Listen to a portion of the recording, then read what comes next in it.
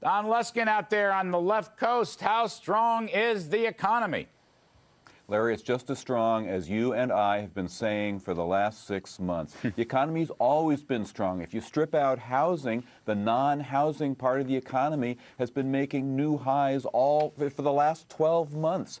So the mask is off. We've got a beautiful princess here. It's a fantastic economy, and the only problem is at some point the Fed wakes up and sees that and says, uh-oh, we got to assassinate it. Well, you know, Don Luskin, it's an interesting point. I just want to dwell on this for a moment.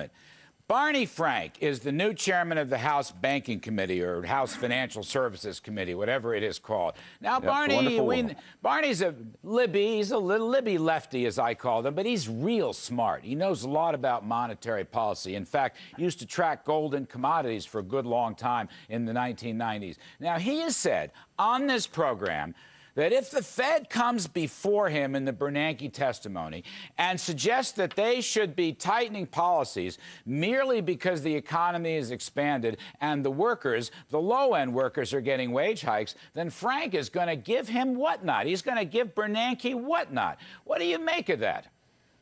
Well, good. I think Bernanke should be called to task on all this discredited, outmoded, neo-Keynesian Phillips curve output gap garbage. Who is Phillips? Give me a Phillips curve definition for our viewers who may not follow all these statist-run demand-side policies. What was Phillips curve?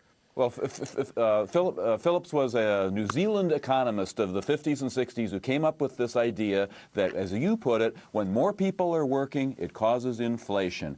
And that relation seemed to exist for a while during the 50s and 60s, but in the 70s it was turned upside down. In the 80s it was turned upside down. In the 90s it was turned upside down. It doesn't work in the laboratory of the real world. But Donald, you break my heart, though. I mean, you're so good. I mean, I so totally agree with you about economic growth and all that. Then you break my heart by telling me the inflation rate is going to go up. Are you still of that view?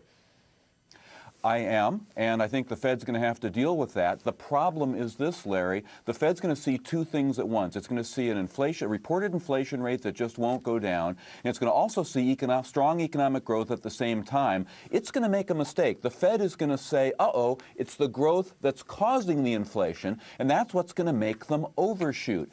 It wouldn't hurt anything if they raised rates by 25, 50 basis points. I wish they would. The problem is that, 2 years from now, rates are probably going to be 100, 200 basis points higher, and that'll be a terrible error that'll hurt the economy. All right, that's an important and interesting scenario. Okay. Don Luskin, you're out there on the left coast. Weigh in on this.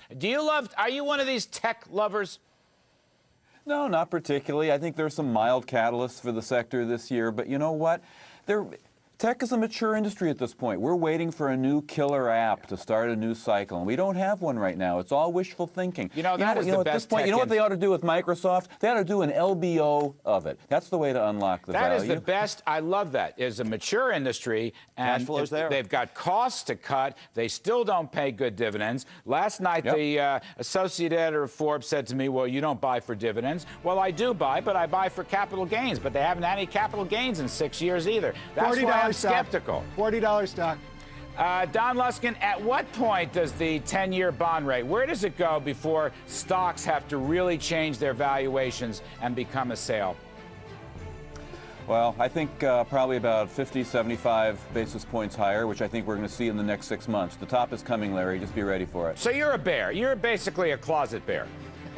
No, I'm a bull now, but, man, I'm ready to turn bearish right on a dime. All right, you're a bullish bear. That's how I'm going to classify you. Greg Church, how do we class...